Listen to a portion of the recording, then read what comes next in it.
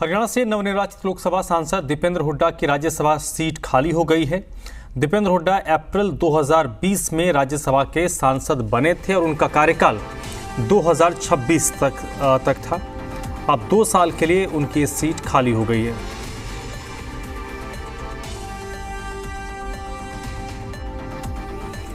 विनोद लांबा इस वक्त मेरे साथ जुड़ चुके हैं इसी पर ज़्यादा जानकारी के साथ।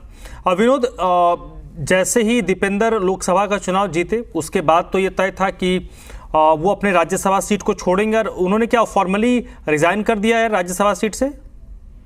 देखिए, नोटिफिकेशन जारी हुआ है धर्मराज। अगर नोटिफिकेशन को आप पढ़ें तो नोटिफिकेशन में जो साफ तौर पर सांसद बन के आए हैं, असम से 2 सांसद हैं, बिहार से 2 सांसद हैं, हरियाणा से 1 है, मध्य प्रदेश से 1 है, महाराष्ट्र से 2 है, राजस्थान से 1 है, त्रिपुरा से है।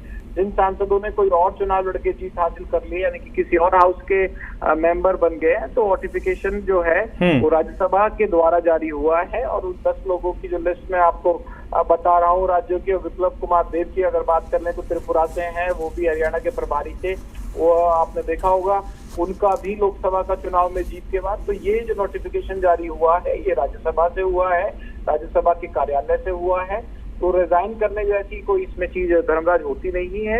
जैसे ही आप किसी दूसरे सदन के सदस्य बन जाते हैं, निर्वाचित हो जाते हैं, तो आपका जो पुराना सदन है, खासतौर से लोकसभा के आप बन के आते हैं, तो राज्यसभा की वो सदस्यता जो होती है वो खत्म हो जाती है।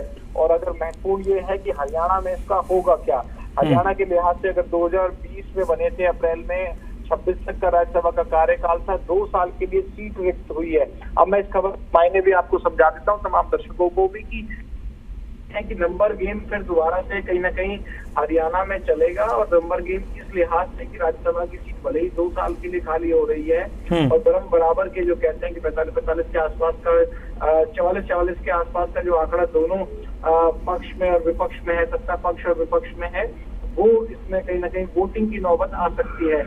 जो भी जानकार हैं इस पूरे मामलों के लिहाज से बता रहे हैं और ये कहीं ना कहीं दावा कर रहे हैं कि भाजपा इस पर पूरा दाव लगाएगी।